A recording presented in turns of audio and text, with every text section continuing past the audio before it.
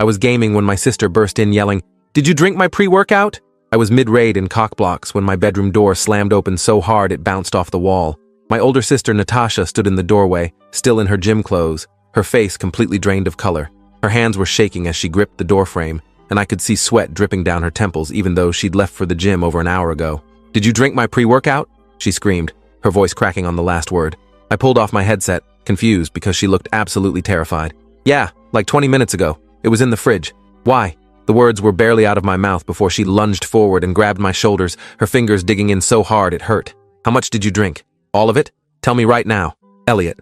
Her eyes were wild and scared in a way I'd never seen before, not even when she broke her wrist during volleyball sophomore year.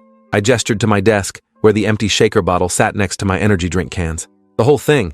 It tasted like blue raspberry and I was tired from staying up late. "What's the big deal? It's just workout stuff." Natasha made this horrible choking sound and grabbed the bottle, reading the label on the side. Her face went from pale to completely white, and she started backing toward my door while pulling out her phone with trembling hands.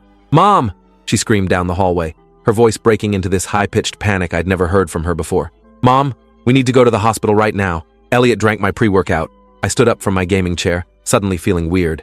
My heart was beating really fast, faster than normal, and I could feel it pounding in my ears. "Natasha, you're scaring me. What's wrong with the pre-workout?" My hands started shaking, and I looked down at them, watching them tremble like I'd been freezing cold. Mom appeared in my doorway within seconds, still holding the dish towel she'd been using in the kitchen. "What happened? What's going on?"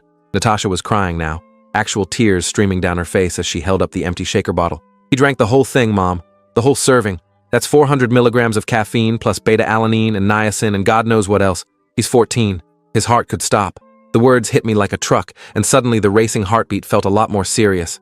Mom's expression changed instantly from confused to terrified, and she grabbed my arm, pulling me toward the door. "Get in the car, both of you, right now." My legs felt weird and tingly as we rushed down the stairs, like they weren't quite connected to my body the right way.